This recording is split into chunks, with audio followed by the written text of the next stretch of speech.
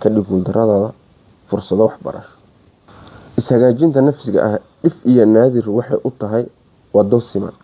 Assalaamu calaykum waraxmatullaahi tacaala wabarakaatuh. Soo dhawaada, waxay inintaaba wanaagsan ku saliya xabiibka sallallahu calayhi wasallam. Maanta insha Allah waxaan ka hadli doonaa 3 qodob oo dhalinyarada ama qof walbo tahaba aan isleeyahay horumarkaada waxbay ka bedeli kartaa. Ka koowaad ama talaabada koowaad cadeey oo naftaada weydii maxaad u rabtaa horumarka. maxaa horumarka u rabtaa, sababteesa u rabtaa. aqoonso oo naftaada weydii maxaa ugu weyn oo ku hogaaminaya inaad bedesho naftaada. kobaca shakhsiyadda, xirfada baratid, xiriirka dadweynaha kala dhaxeeya bulshada iyo wixii lamid ah. Deji yoolal la gaari karo oo yaryar una shaqay doona horumarkaada. Cadee yoolalka aad rabtid, sababtoo haddaad dhahdid inaan fiicnaadaan rabaa, dabcan waa fiicnaan kartaa laakiin yoolal haddaad samaysatid waxaad gaari doontaa heer aad day by day haddaad shaqeeydo maalin ka dambe aad ku shaqeeydo aad gaartid meesha aad rabtid. laakiin haddaad waa fiicnaan rabtaa xaggaad ka fiicnaan rabtaa.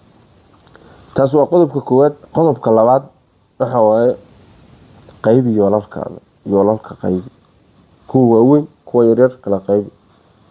inaad gym aado ama exercise aadi ama kulan muhiim aad aadaysid, qaybi yoolalkaas qaybi. ama aad wax baranaysid waxbarasho qaybi yoolalka qaybso. samee caadooyin wanaagsan oo samayso caadooyin wanaagsan.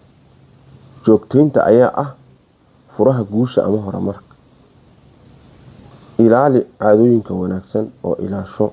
caado wanaagsan samayso oo ilaasho. habeen maalin walba process garay. markaad yoolalkii qoratid oo kan iyo kan maanta iyo beri saana u qaban doonaa aad dhahdid, sidii aad u qoratay kor joogtay oo mar walba ka warhayo.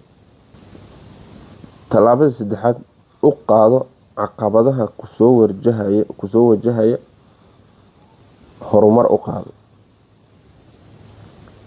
ka dhex raadi caqabadaha horumarka, sababtoo ah haddii caqabadaha aad horumarka ka dhex raadisid kana dhex heshid, waxaa xaqiiqo ah in wax ku celi kara aysan jirin.